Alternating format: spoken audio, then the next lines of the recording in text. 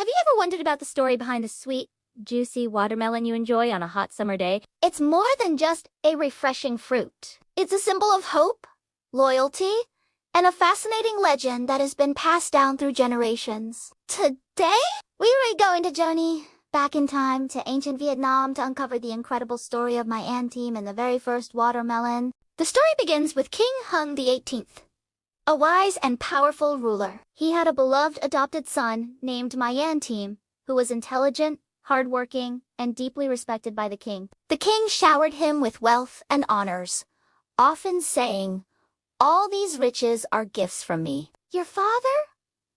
Mai An Tiem, however, was a humble man. He would often reply, "What I have is due to the hard work of my own two hands and the good fortune of my ancestors."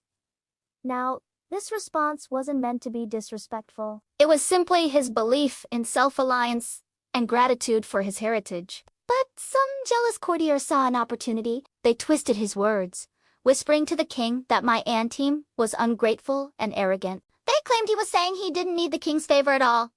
Sadly, the king listened to these poisonous words. Feeling betrayed, he decided to test his son's belief in self-sufficiency. In a fit of anger, the king banished Mai An Tiem and his family to a remote, deserted island. "Let's see if your own two hands can save you now," the king declared. The family was left with nothing but a small amount of food and a single sword. The island was barren, surrounded by the vast, unforgiving sea. As they watched the royal boats sail away, despair began to set in.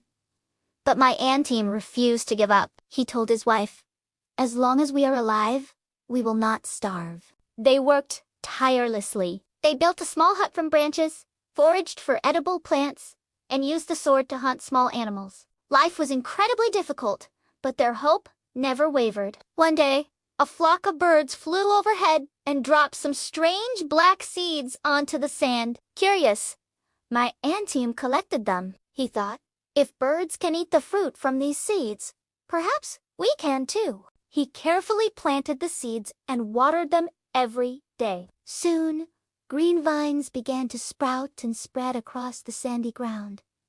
Before long, large, round, dark green fruits appeared. They were unlike anything he had ever seen. When the first one was ripe, he cautiously cut it open. Inside, the flesh was a brilliant red, dotted with black seeds, and it smelled incredibly sweet. He took a bite, and the taste was amazing cool, juicy, and wonderfully sweet. Hinemudo, ito, ti, a-I-T, you are the western melon, because the birds that brought the seeds came from the west. The family now had a new source of food. They cultivated more and more of these wonderful melons. The crop was so plentiful that they had more than they could ever eat. Mai An Tiem began carving his name and a message onto the skins of the melons and tossing them into the sea, hoping a passing ship might find them.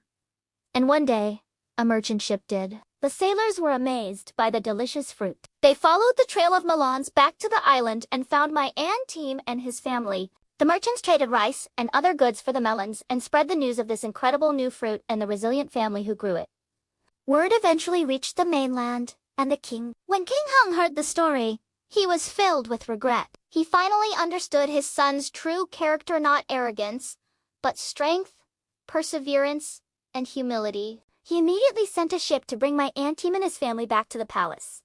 The reunion was emotional. The king embraced his son, apologizing for his mistake. Mai An Tiem was reinstated with even greater honor, and he shared the watermelon seeds with everyone in the kingdom. From that day on, the watermelon became a beloved symbol of good fortune, family reunion, and the unwavering spirit of the Vietnamese people. So, the next time you slice open a watermelon, remember the legend of Mai An Tiem. It's a powerful reminder that with hard work and a hopeful heart, even in the most desolate of places, something wonderful can grow. Thanks for watching, and if you enjoyed this story, don't forget to like and subscribe for more legends from around the world. See you next time!